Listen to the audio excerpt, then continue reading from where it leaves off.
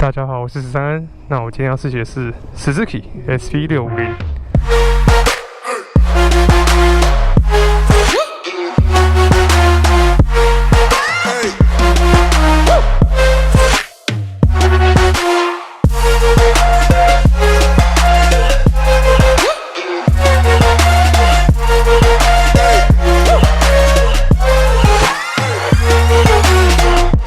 好，先跨上去。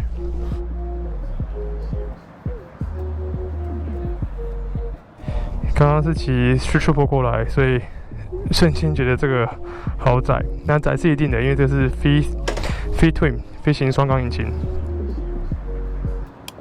哦，现在屁股好烫啊！今天很热。好，先启动。那这个仪表板呢？有看过我之前 GSX S750的话，应该蛮熟悉的。好，直接启动。好，再试一次，它有个一键启动，再试一次，应该按一次就好了。对，你看，按一次它会一直到这启动为止，还蛮方便的一个功能。好，那这边不可调的离合器，啊，可调的地方是在刹车可调，不错。说实话，我之前说要试骑这台车。结果一直都没有试骑到，现在终于给我试骑到了。好，那仪表板的部分呢，有很明显的档位显示在右边。那上面是转速，它到5000，然后到10000，红线的部分应该是10000以上。好，那这台是有 ABS 的版本，所以刚刚前面刚启动的时候可以看到 ABS 灯有亮。一旦行驶过后呢，它应该就不会亮了。好。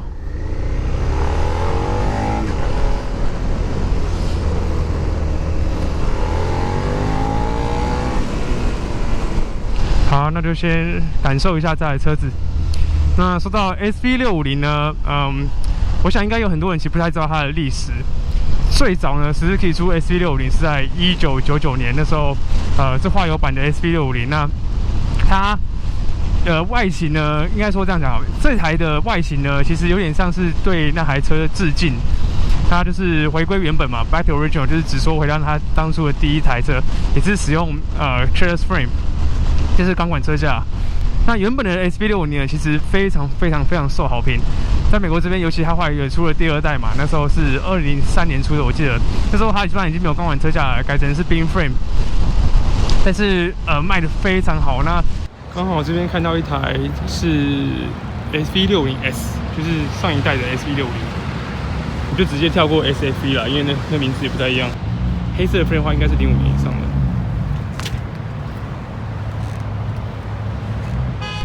那其实不管你是通勤取向的骑士啊，或是你是想玩赛道，这台车到处都可见。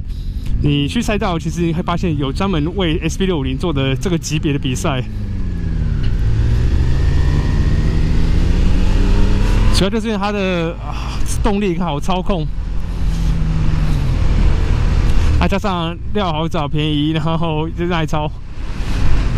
所以有人说它算是街车类的瑞士刀吧，它就是什么都能做。那实际上你要通行，你要旅行，你要上赛道，你要怎么样改装，都随你自己选择了。那实际上其实它后来出那台叫做 SFV60嘛，那这台车其实在美国就是非常的不受好评啊，大家其实还蛮不喜欢。第一个，他不喜欢的话外形啊，所以它销售量相对也蛮差的。这也是为什么我想 Suzuki 最后决定要再重新出 SV650。那实际上这个引擎呢，我觉得还蛮平顺的。我会想要拿它来跟Yamaha 的那颗 XSR700 跟偏引擎的引擎做比较，因为毕竟他们就是竞争对手。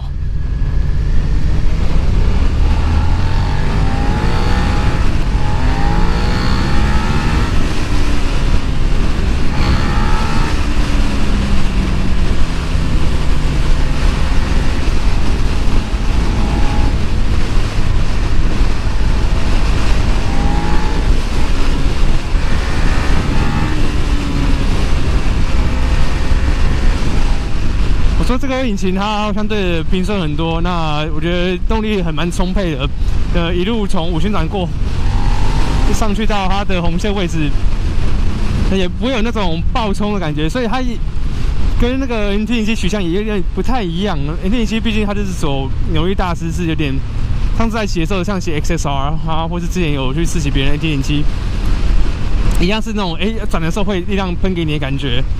那这台车比较不是像那样子。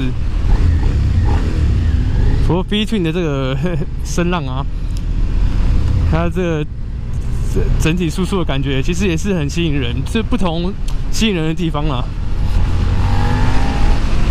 所以我可以理解有些人可能会喜欢这样双缸 V 型双缸特性，大过于 MT-07那一种。相信这台车如果有改管的话，应该也是非常好听。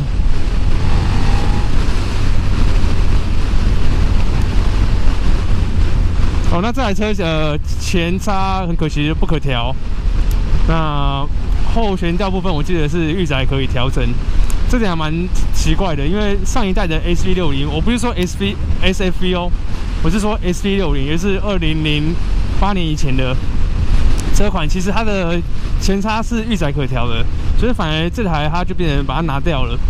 但是有在发这个新闻的应该知道，其实有另外一台车款叫做 SV60X。就是这台的 Cafe Racer 嘛，它还有配 Club Bump 分离把，那台车就有预载可调，可能他们要就是刻意去区分吧。就这个可能比较是街车取向，那个比较是性能 Cafe Racer 取向。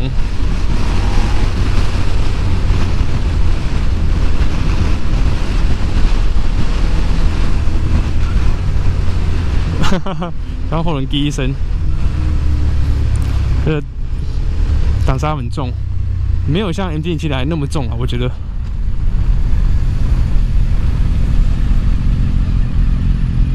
好，刹车部分呢是单向双活塞。仔细看你会发现这个刹车啊，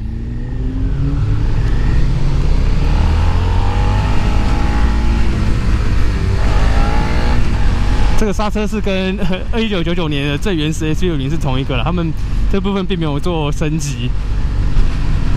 那唯一升级地方就是 ABS 啊，这台车多了 ABS。哦，刚刚轻轻踩下后刹，有点锁死的感觉，滴一声。可是我没有感觉到作动，可能要慢一点才会作动吧，再试看看。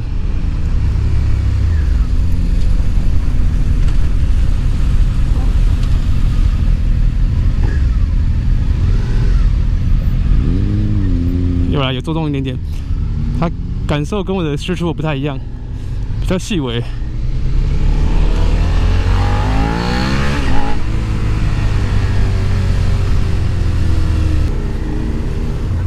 那刚刚说到它还是用一样旧的刹车嘛，但是目前市区这样骑啊，我就是觉得这样配合起来是没有什么怨言，我也没有觉得好像会不太够，可能要跑山路的话才能或者上赛道才能感受一下。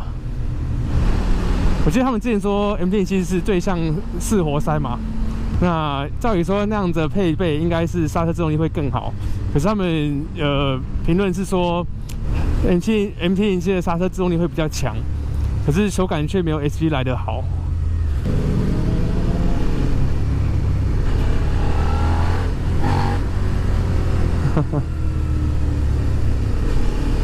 哦，对了，这台车还有那个就是离合辅助嘛，所以我轻轻拉离合之后，对吧？还帮我拉一下转速。我看它是不是滑行的时候也会，哦，对啊，会自己帮我接一下。等一下，所以我这样滑行，如果我直接放掉的话，哦，它就直接衔接。哇，这个对于新手或者对于懒人不想要特别去配转速的话，还蛮方便的。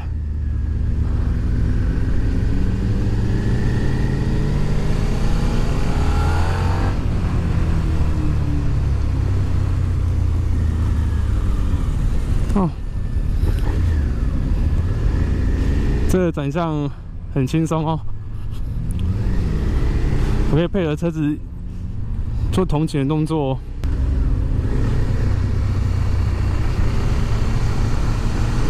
哇哦！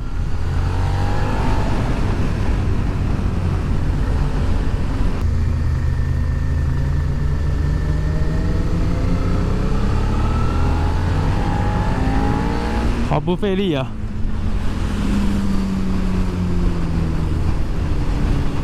说实话，像这种75匹马力的车子啊，这种级别的车子，骑起来真的没什么压力啊。如果是新手，我觉得怕动力，会不会有点多？我觉得习惯一下应该就没有问题。反而我甚至觉得这台车可能会比 MP07 更好上手。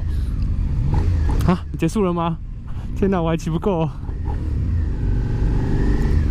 这台车的座高，我记得应该是78.5公分吧，所以非常的平易近人啊。如果你身高不够高的话，是没有问题的。对啊，我的脚完全可以平踩。好，再听一下那个声浪。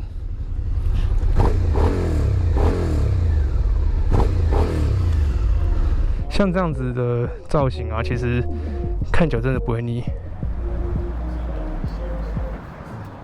这次 trailer spring 跟轮圈是采一样颜色哦，有点小骚包。其实从外形上来看啊，它没有那种 in your face， 就是跟你说还有特别的肌肉感啊，或者特色感，有点中庸的感觉啦。那之前有人说避震来讲话，这台车悬吊设定是更好一点，比 MT-07 好，但是不要忘记 MT-07 现在新的有改款了，那它是用 XSR 700的悬吊系统嘛，所以我觉得应该现在比较起来。可能我觉得上次是 XSR 700，我觉得似乎略胜一筹了。哦，刚忘了提，这台车呢，好像是198公斤吧，比 MT-07 重一点。但实际上骑乘的时候，不会觉得好像差那个重量，觉得差很多，也没有比较笨重的感觉。好了，那这次简单的事情就到这边，希望大家会喜欢。我们下次见，谢谢大家。